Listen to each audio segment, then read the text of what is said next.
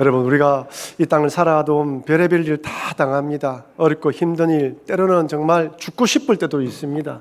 힘들고 어렵고 낙심될 때, 이때 우리가 잊지 말아야 되는 것은 그럼에도 하나님이 나를 사랑하신다는 믿음입니다. 우리가 하나님 사랑보다 하나님 우리를 더 많이 사랑하십니다. 우리가 하나님 동의하는 것보다 하나님이 우리와 더 가까이 하기를 원하십니다. 우리가 생각하는 이상으로 하나님 우리와 가까이 있음을 잊지 마시고 나의 기도에 응답하시는 분이 주님이시다. 그 주님이 나와 함께 한다는 믿음으로 승리하시는 여러분과 제가 되길 주의 이름으로 축원합니다. 여러분, 한 번 더 따라할까요? 매몰차게 거절당할지라도. 여러분, 어떻습니까? 살아오면서 차별당하거나 무시당해 본 적이 있습니까? 직장에서 사업하시다 보면, 이런 일을 경험하다 보면 때로는 차별 아닌 차별, 무시 아닌 무시를 당할 때가 많습니다. 때때로 내 마음대로 한번 갚아주고 싶고 화내고 분을 내고 싶지만 여러 상황 땅 그러지 못할 때가 많이 있는 것이죠. 요즘은 특히 또 조심해야 됩니다. 운전하실 때 조금 자제하지 않으면 무슨 일이 일어날지 몰라요. 조마조마합니다. 그냥 조용히 넘어가야 되는 것이죠. 요즘 사람들은 특히 자존심, 자기 기분 상하는 걸 참지를 못해요. 옛날에는 좀 참고 인내하고 좀 그랬는데 지금은 그러지 못합니다. 어떻습니까? 혹시 다른 나라 여행을 하면서 내가 아시안이다라는 것 때문에, 그 나라 말을 못하기 때문에 조금 무시당해 본 적 없습니까? 요즘 우리나라에 외국인들 많죠. 요즘 부산에 곳곳에 가면 외국인들이 너무 많아요. 여러분, 은근히 그들 보고 무시한 적 없습니까? 우리보다 못 사는 나라에서 왔다, 또는 어떻다, 이런 마음으로 그런 적 없습니까? 여러분, 사람들 중에 무시당하거나 이렇게 기분 나쁜 일 당하면 좋아하는 사람은 아무도 없습니다. 우리는 우리 그 자체로서 인정을 받고 싶고 또한 그렇게 살아가기를 원하는 것이죠. 지금 우리나라에는 이런 차별 대우, 인종차별, 신분차별은 거의 없습니다. 하지만 조선시대만 하더라도 신분과 이런 차별은 있었습니다. 양반, 중인, 상민, 천민의 계급이 있었죠. 한 번 양반은 평생 양반입니다. 한 번 천민은 자손대대로 청민입니다. 천민이 아무리 똑똑하고 총명해도 양반을 이길 수가 없어요.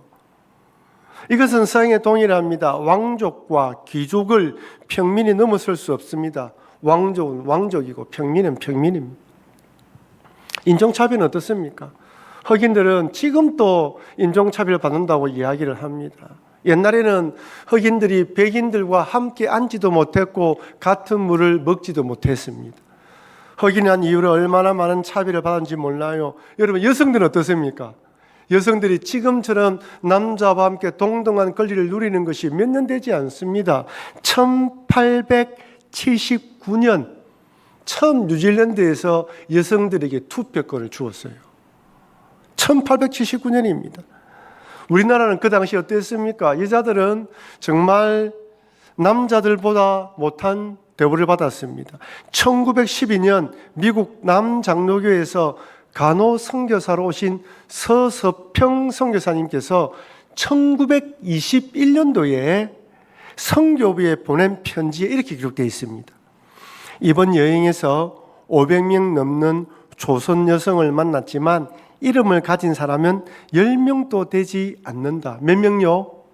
10명도 되지. 500명 중에 조선 여성들은 돼지 할머니, 개똥엄마, 큰년, 작은년 등으로 불린다. 남편에게 노예처럼 복종하고 집안일을 도맡아 하면서도 아들을 못 낳는다고 소박 맞고, 이들에게 이름을 지어주고 한글을 깨우쳐주는 것이 제 가장 큰 기쁨 중 하나이다. 1912년도, 21년도 보낸 그 편지에 500명의 여인을 만났는데 이름을 가진 여인이 10명도 되지 않는다고 합니다. 그만큼 우리 여성들은 100년 전만 하더라도 인간 대접을 받지 못했습니다. 지금 어떨까요? 지금 우리나라에서는 더 이상 양반이나 쌍놈이란 말은 사용하지 않습니다. 제가 어릴 때만 하더라도 쌍놈이란 말을 참 많이 들었어요. 근데 지금은 그런 말 하지 않아요. 아무도 그런 말 하지 않습니다. 서양에서도 인종차별은 범죄로 처벌받습니다. 동양인을 비하하는 말이 있죠. 칭총총.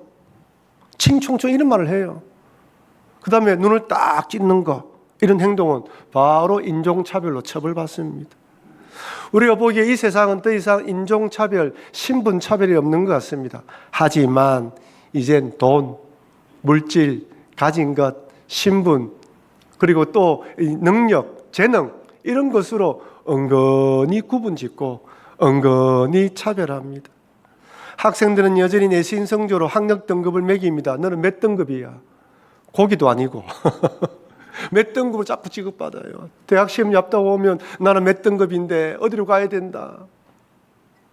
사회에 나오면 연봉, 물질로 구별받습니다. 백화점에는 VVIP가 있습니다. 저는 몰랐더만 이런 사람들은 휴일날 쇼핑을 한대요. 사람 없을 때. 그리고 명품에서는 5%도 하지 않는다고 합니다. 줄 서서 들어갈 필요 없이 원하는 대로 한다고 합니다. 주사 공간도 따로 있죠. 그들이 들어오면 알아봐 줍니다. 특별 대우를 받는 것이죠. 여러분, 돈 많은 사람들은 돈 많은 사람들이 살아가는 지역이 있습니다. 근데 그 지역 안에서도 또 나누어요. 좀 많은 부자, 덜 부자, 가난한 부자. 사람들은 자꾸 나눕니다. 자꾸 나누고 구별합니다. 내가 좀 있다고 이야기를 합니다. 그렇다면 예수님께서 이 땅에 오셨을 때는 어땠을까요? 철저하게 신분 사이에 계급 사이였습니다. 여자들은 숫자에도 포함되지 않았고 아이들은 보호받을 권리가 없었습니다. 여러분, 옛날에는요, 자녀가 태어나면 그 자녀를 키울 것인지 키우지 않을 것인지 아버지에 달려 있어요. 특히 여자들은 더 했다고 합니다. 버리는 경우도 있었다고 합니다. 유대인들은 어떻습니까? 선민사상으로 무장했습니다. 우리는 구원받은 하나님 백성이다라는 그런 선민사상으로 이방인들을 개처럼 취급했습니다. 뭔가 이등신문으로 바라보았던 것이죠. 인종차별, 신분차별, 남녀차별, 유대인과 이방인의 차별이 있던 시대가 예수님 당시 시대였습니다. 그런데 오늘 본문을 보면 예수님께서 마치 인종차별자처럼 생각되어서 마음이 불편합니다. 그렇게 애원하며 간절히 구하는 수르보니게 여인에게 경멸 섞인 말로 매몰차게 거절합니다. 저는 오늘 본문을 읽을 때마다 뭔가 모르게 마음이 불편했습니다. 왜 이렇게 모질게 거절하시는 걸까? 그리고 그렇게 거절당하면서도 모든 자존심을 다 내려놓고 예수님의 처벌만을 기다리는 수르보니게 여인을 바라보면서 참 대단하다고 생각했습니다. 과연 성경은 매몰차게 거절하는 예수님과 그럼에도 불구하고 은혜를 구하는 이 수르보니게 여인을 통하여 우리에게 어떤 교훈을 주기 원하실까요? 먼저 더러운 귀신 들인 딸을 위해 간절히 예수님께 도움을 구하는 수르보니게 여인을 볼 수 있습니다. 우리 마가복음 7장 25절 26절을 우리 같이 한번 읽어보겠습니다.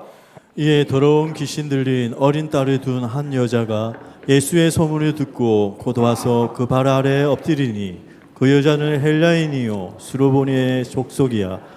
자기 딸에게서 귀신 쫓아내 주시기를 간구하거늘. 오늘 본문에서는 이 여인이 누구라고요? 첫째는 헬라인이고 그 다음에는요 수르보니게 족속이라고 밝히고 있습니다. 마태복음에서는 가나안 여인으로 짧게 밝히고 있어요. 그런데 오늘 마가는 특별히 이 여인이 어떤 여인인지 헬라인이며 수르보니게 족속이라는 것을 강하게 밝히고 있습니다. 여러분, 그 당시 온 세계가 헬라 문화의 영향을 받았습니다. 헬라어를 능통하게 하고 헬라 문화에 익숙한 사람을 문명인, 수준 있는 사람으로 인정받은 시대였어요. 여기 수르보니게는 지금 시돈과 두로에 있는 베니게를 의미하는데 항구 도시로서 통상과 무역이 발달된 풍요로운 도시였습니다. 지금 이 자리가 레바논, 지금 이스라엘과 전쟁을 치르고 있는 그 지역이란 말이에요. 그러니까 그 당시에 나는 헬라인이다, 그리고 수르보니게 사람이다 이렇게 이야기를 하면 좀 있는 사람인갑다, 좀 문명의 사람이다 라고 생각하는 시대였단 말이에요. 근데 이 여인이 어린 딸이 귀신 들렸기 때문에 예수님을 찾아와 엎드렸습니다. 오늘 본문을 보면 예수님을 찾아와서 한 번 엎드린 것을 좀 되어 있지만 마태복음을 보면요 계속해서 예수님께 간구하는 모습을 볼 수 있습니다. 문제는 예수님께서 이 여인의 간청에 대꾸조차 하지 않았습니다. 철저하게 무시하고 모른 채 했습니다. 그러니까 예수님의 제자들이 해도 너무하니까 예수님 저 여자가 우리 뒤에서 소리를 지르오니 그를 보내소서, 빨리 들어서 좀 보내달라는 거예요. 얼마나 따라다니면서 주님 도와달라고 했으면 이랬습니까? 그럼 이 정도라면 우리 예수님은 그냥 우리 불쌍히 여겨야 되지 않습니까?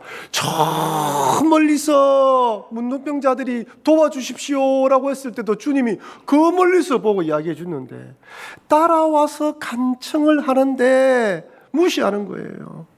지금 이 여인은 이런 무시를 당하면서 간절히 도와달라고 하고 있습니다. 모든 체면과 자존심을 다 내려놓았습니다. 귀신 들린 딸을 위해서라면 무엇이든지 할 각오하고 있어요. 오늘날에 이 자존심을 가지고 살아가는 현대인들에게 이런 오늘 본문은 용납되지 않아요. 얼마나 자존심이 강한지 몰라요. 자기 기분 조금 상하면 참지를 못합니다. 우리 안에 얼마나 또 다른 우리가 있는지 몰라요. 우리 모두 다 자존심, 기분, 내가 누구인지로 살아간 사람들입니다. 하나님 앞에서도 안 꺾어요. 말씀 안에는 순종하지 않습니다. 모든 사람들이 자기 중심, 자기 뜻대로 하기 원합니다. 한 번 고집을 부리면 감당이 되지 않아요.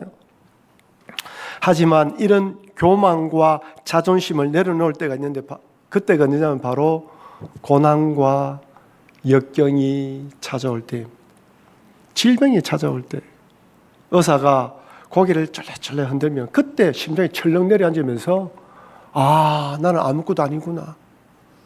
병원에 입원해서 내일 수술한다라는 일정, 그리고 그날 밤이 되면 철저히 깨닫습니다.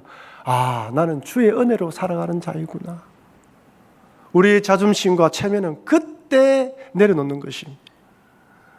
내 힘으로 안 된다는 깨달을 때 수로보니의 여인처럼 체면도 자존심도 내려놓는 것이죠. 여러분, 하나님 앞에는 체면과 자존심을 차릴 필요가 없습니다.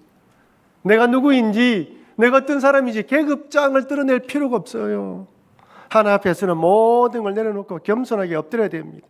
우리 인생의 고난과 어려움을 허락하신 이유는 겸손하게 주님만 바라보도록 하기 위해서입니다. 그렇게 큰 소리 치는 사람 또요, 병에 딱 걸리면 딱 기가 꺾여요. 낮은 자세로 주님을 구해야 됩니다. 그래서 예수님께서도 마태복음에서 이렇게 말씀합니다. 우리 마태복음 7장 7절에서 8절 말씀 같이 읽겠습니다. 구하라 그리하면 너희에게 주실 것이요 찾으라 그리하면 찾아낼 것이요 문을 두드리라 그리하면 너희에게 열릴 것이니 구하는 이마다 받을 것이요 찾는 이는 찾아낼 것이요 두드리는 이에게는 열릴 것이니라. 한번 따라합시다. 구하라, 찾으라, 두드리라. 주님이 그렇게 말씀하십니다. 간절한 마음으로 주님이 할 수밖에 없다는 심정으로 주님을 의지하며 간절히 구하라는 거예요. 우리는 수요일마다 주여라고 부르짖어 기도합니다. 어떤 분은 그런 이야기, 꼭 그래 소리 내어서 부르짖어 기도해야 됩니까? 여러분, 물론 조용히 새벽 기도에 잔잔한 기도의 음악 소리와 함께 기도하는 것도 은혜가 됩니다. 혼자서 집에서 묵상하면서 기도하는 것도 은혜가 돼요. 근데 주여라고 부르짖을 때 또 다른 은혜가 있습니다. 우리가 주여라고 부르짖는 이유가 무엇입니까? 나의 간절함을 하나님께 아뢰는 것입니다. 우리의 간절함을 표현이죠. 간절함으로 기도할 때 이 상하고 찢기고 답답한 심령이 풀어지기도 합니다. 여러분, 세상에 참 어려움을 당하고 나면 가슴이 답답합니다. 얼마나 그런 일이 많은지 몰라요. 직장에서, 그 다음에 사업하면서 일이 풀리지 않고 인간관계 어려움, 물질이 꽉 막히고 사방이 딱 막히되면 심령이 답답해집니다. 그때 이 답답한 심령을 주여라고 부르짖으면서 하나님께 간절히 토해내는 거예요. 그것이 구하고 찾고 두드리는 것이에요. 그러니 혹시 여러분 가운데 수르보니의 여인처럼 간절히 기도할 제목이 있다면 체면과 자존심을 내려놓고 주님 옆에 나와서 주여 하고 부르짖어서 응답 받으시는 여러분과 제가 되길 주의 이름으로 축원합니다. 우리 너무 고상하게 신앙생활 하려고 해요. 이전보다 잘 살게 되었는데 우리 부모님과 했던 그 이 기도의 영성, 야성을 많이 잃어버렸습니다. 지금 이 여인은 모든 걸 다 내려놓았습니다. 그런데 이렇게 이야기하는 이 여인에 대해서 예수님이 매몰차게 거절합니다. 마가복음 7장 27절 같이 읽겠습니다. 예수께서 이르시되 자녀로 먼저 배불리 먹게 할지니 자녀의 떡을 취하여 개들에게 던짐이 마땅치 아니하리라. 자녀와 개를 비교하고 있어요. 여러분, 개는 지금도 오늘날에도 우리는 이 개를 통해서 비슷한 욕을 가지고 있습니다. 그 당시도 개도 별로 인정받는 시대가 아니에요. 오늘날처럼 개들이 얼마나 지금 좋은 대접을 받고 있는지 몰라요. 이게 심해왕 가보십시오. 와, 유모차 타고 다니고요. 요새는 620 맞습니까? 620 맞지요? 620 물? 아니, 좋은 제품으로 620으로 된 이런 것들을 가지고 음식이 나와요. 우리들은 싼 거 물건 올라서 세일한 것 구입하는데요. 좋은 집에 사는 개들은 우리보다 대우를 잘 받습니다. 근데 이 당시는 그렇지가 않아요. 이 당시는 개는 개였습니다. 여러분, 제가 사진 한 장 보여드릴게요. 그 당시 로마 시대는 식사를 이렇게 했답니다. 비스듬히 누워서, 여러분 음식 있죠? 숟가락, 젓가락, 포크가 있습니까? 뭐로 먹었습니까? 손으로 먹었어요. 손으로 먹고 손이 더러워지면 어떻게 합니까? 빵으로 손을 닦아서 밑에 던지면, 밑에 바닥에 음식이 많이 있죠? 개들이 먹었어요. 그러니까 예수님이 지금 잔으로 먼저 배불리 먹게 할지니 자녀의 떡을 취하여 개들에게 던짐이 마땅치 아니하다, 이 말은 그 당시 음식 풍조가 이렇다는 거. 그래서 음식을 던지면 개들이 먹었다. 나는 그래서 아직까지 너희에게 너희는 개들이기 때문에 아직 너희들에게 줄 음식이 없다는 뜻이에요. 얼마나 기분 나쁩니까? 자존심 상하는 일인 것이죠. 아니, 아무리 하나님의 아들 예수님이지만 꼭 이렇게 기분 나쁘게 말씀해야 합니까?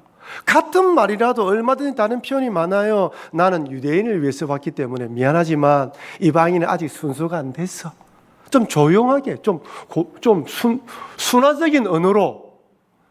제가 이제 목사가 되다 보니까 예전에는 막 말도 좀 거치고 그랬는데 표현이 많이 완곡해집니다. 좀 부드러운 표현으로 조언하기도 해요. 그래서 좀 누가 강하게 이야기를 하는 사람 보면 왜 저렇게 이야기하노? 뭐 청문회 하거나 뭐 보면 막 이야기 보면 꼭 저렇게 이야기할 필요가 있나? 좀 순화하면 되는데. 지금 예수님 딱 그런 마음이에요. 제가 딱 성경 읽으면서 그래도 예수님인데 꼭 그렇게 이런 말을 해야 되나? 약한 자, 도움이 필요한 자, 가난한 자를 불쌍히 여기고 긍휼히 여기시는데 왜 이 여인에게 모질게 대하시는 것일까요? 너무 이해가 안 되는 거예요. 그러면서 자연스럽게 이 말씀을 준비하면서 열왕기하 5장에 등장하는 나아만 장군이 딱 생각났습니다. 여러분, 나아만 장군 어떤 사람입니까? 열왕기하 5장 1절 우리 같이 한번 읽어보겠습니다. 아람 왕의 군대 장관 나아만은 그의 주인 앞에서 크고 존귀한 자니 이는 여호와께서 전에 그에게 아람을 구원하게 하셨습니다. 그는 큰 용사이나 나병한 자더라. 여러분, 누구라고요? 주인 앞에서 크고 존귀한 자이고 아람을 구원했고 큰 용사입니다. 근데 맨 마지막이 더 중요합니다. 나병한 자더라. 그 당시 아람은 근동의 강대국입니다. 북이스라엘이나 남유다가 함부로 할 수 없는 강한 나라였습니다. 건세가 얼마나 높은지 몰라요. 문제는 나병에 걸렸습니다. 아무리 건세가 높은 아람의 군대 장관이며 큰 용사라 할지라도 나병 환자면 무슨 말입니까? 사형 선고를 받은 것 끝입니다. 여러분, 세상에 높은 건세를 가졌다고 유명하고 인기가 많다고 불행이 비껴가거나 죽음이 찾아오지 않은 것이 아닙니다. 질병이 끊어 넘어가지 않습니다. 인간은 인간에 불과합니다. 근데 이런 그에게 복음의 소식이 들려왔어요. 집에서 키우는 여종이 아이고, 사마리아 가서 우리 엘리사 선지자를 만나면 나을 것인데 그 말을 듣고 내려가려고 합니다. 근데 어떤 마음입니까? 자기가 내려가면 엘리사 선지자가 나와서 자기 아픈 데다가 손을 들고 기도하면서 종교 예식을 행하여 치료할 것이라 생각했어요. 근데 그 먼 길을 걸어서 와서 엘리사 집에 도착했는데 엘리사가 어떻게 합니까? 열왕기하 5장 10절입니다. 이렇게 말하고 있습니다. 같이 읽겠습니다. 엘리사가 사자를 그에게 보내 이르되 너는 가서 요단강에 몸을 7번 씻으라. 내 살이 회복되어 깨끗하리라 하는지라. 누가 나왔다고요? 엘리사가 사자, 여기 좋은 말로 사자지만 누굽니까? 종이에요. 엘리사도 나오지 않고 지금까지 자기가 가면 모든 사람들이 왕들도 머리를 굽신거리고 인사를 했는데 엘리사가 나오지도 않고 종이 나와서 말하기를 요단강에 7번 씻으라. 얼마나 화가 나는지, 내가 누구인데 얼마나 화가 나는지 우리 나라에 가면 더 좋은 강이 있는데 내가 여기서 씻어? 자존심이 완전히 상한 것이죠. 거창한 종교의식을 행한 것도 또한 군대 장관에 맞는 예보를 해주는 것도 아니었습니다. 기분이 상당히 상했습니다. 저는 이 구절 읽으면서 에이구, 엘리사 선지자님 좀 대우해 주지, 조금 인정해 주지, 굳이 이렇게 할 필요가 있는가? 그렇게 멀리서 왔는데 굳이 종을 보내서 말을 대신할 필요가 있는가? 근데 여러분, 우리 신앙생활 하다 보면요, 이런 경우를 만날 때가 있어요. 그래도 내가 지금까지 신앙생활하면서 충성하고 헌신했으니 나도 하나님에게 VIP 성도라고 생각하는 것이죠. 나처럼 헌신하고 충성했다면 특별 대우를 받아야 한다고 은근히 생각할 수 있습니다. 아니, 하나님뿐 아니라 교회에서도 이런 대접을 받아야 한다고 생각하는 것이죠. 그런데 때론 그렇게 되지 않으니까 나만 장군처럼 씩씩거립니다. 내가 누구인데 이런 대우를 해? 내가 누구인데? 분노냅니다. 당장 돌아가자고 큰 소리를 치는 것이죠. 다음 여러분, 왜 예수님은 수로보니가 여인을 냉정하게 매몰차게 거절하고 이 나만 장군에게 마음을 헤아려주지 않은, 엘리사 선지자는 헤아려주지 않은 것일까요? 수로보니게 여인을 통하여서는 믿음이 무엇인지, 이방인들 가운데에도 이런 믿음을 가지고 자존심과 체면을 내려놓고 주님을 찾는 자가 있는데 너희 유대인들 가운데 이런 믿음이 있느냐? 이걸 보여주기 원하는 거예요. 그 여인을 무시하려고 하는 의도가 아니라 그 여인의 믿음을 부각시켜서 유대인들에게 믿음이 무엇인지를 보여주고 싶은 거예요. 나만 장군을 왜 그랬습니까? 하나님 앞에서는 개거장 다 떼야 된다. 하나님 앞에서는 모든 걸 내려놓고 엎드려야 된다는 걸 보여주는 것입니다. 이렇게 매몰차게 거절당했음에도 수르보니게 여인이 이렇게 말합니다. 마가복음 7장 28절 같이 읽겠습니다. 여자가 대답하여 이르되 주여 옳소이다마는 상 아래 개들도 아이들이 먹던 부스러기를 먹나이다. 여러분, 그럼에도 여인이 예수님을 뭐라 부릅니까? 주여라고 불러요. 여기 주여라고 번역된 헬라어가 퀴리오스인데 최고 통치자, 왕, 하나님을 가리킬 때 사용되었습니다. 마가복음에서는 17회 사용되는데 예수님께 주여 퀴리오스라고 호칭하는 사람은 이 여인이 처음입니다. 이 여인은 그럼에도 불구하고 예수님이 누구라고요? 하나님의 아들로 믿었습니다. 마태복음에 보면 이 여인이 예수님을 다윗의 자손이여 나를 불쌍히 여기소서라고 외칩니다. 여러분, 이 여인은 유대인이 아니에요. 유대인들에게 다윗 자손은 누구이죠? 메시아입니다.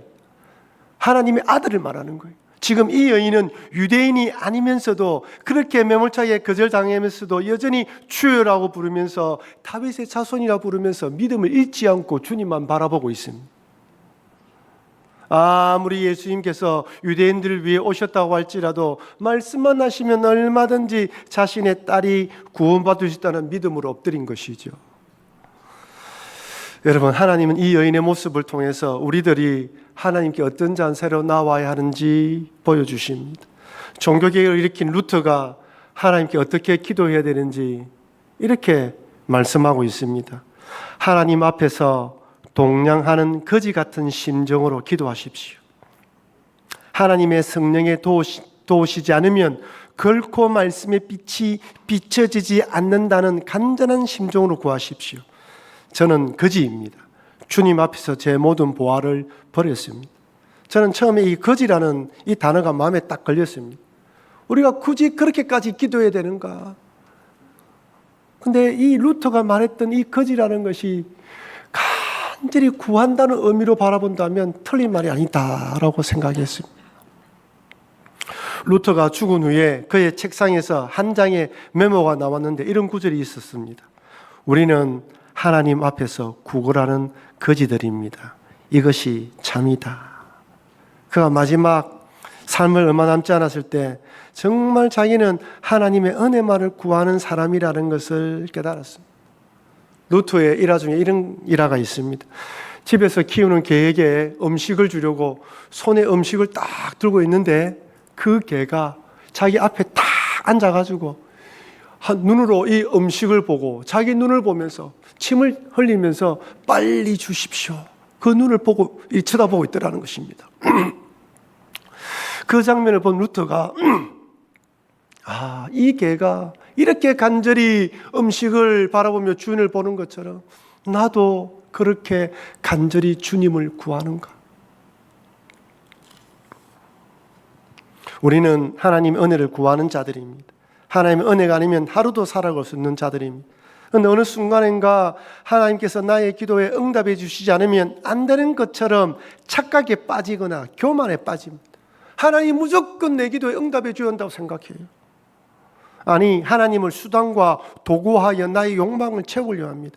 심지어 나만 장군처럼 매몰차게 거절당하는 것처럼 생각되면 화를 내고 돌아서려고 할 때도 있습니다. 이런 우리에게 수누보누게 여인을 통해서 어떤 자세로 기도하며 나와야 하는지 말씀해 주십니다.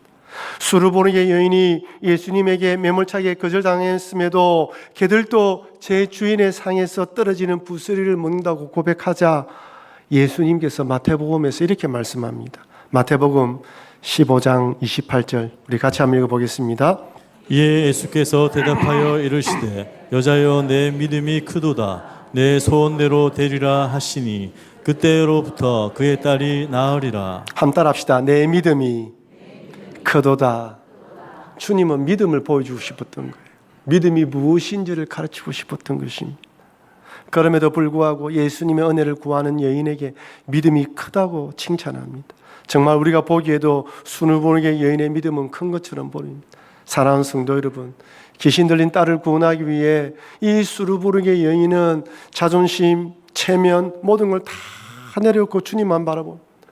그럼에도 주님께서 한 말씀만 하시면 나을 것이라는 믿음을 가지고 엎드려 간구합니다. 하나님은 이 여인을 통하여 겸손하게 주님께 나와서 구하고 찾고 두드리는 신앙이 되라고 말씀합니다. 그러니 우리도 이 땅에 살아가면서 이런 어려운 일을 만나게 될 때 체면과 자존심, 기분 다 내려놓고 주의 은혜만을 구하면서 간절히 찾으시는 여러분과 제가 되길 주의 이름으로 축원합니다. 이제 믿음의 생활이 우리가 점점 더 풍성해지고 세련되어지는데 기도의 야성, 하나님을 간절히 바라보며 기도하는 것을 잃어버린지 않은가 돌아보면서 이 여인의 기도의 모습을 발견하시면서 내 마음에 품으시면서 이런 기도로 주님께 나아가시는 여러분과 제가 되길 주의 이름으로 축원합니다. 우리 받은 말씀을 기억하면서 우리 통성을 한번 기도하기 원합니다. 하나님, 내가 지금 어떤 믿음으로 나아가고 있습니까? 수르보누게 여인 같은 이런 믿음으로 주님을 찾게 하여 주시옵소서. 하나님을 간절히 찾음으로 응답받는 역사 일어나게 되게 도와주시옵고 이런 믿음으로 주님 앞에 나오게 하여 주시옵소서. 이런 마음으로 우리 받은 말씀을 기억하며 한 목소리 한번 기도하도록 하겠습니다. 기도하시겠습니다.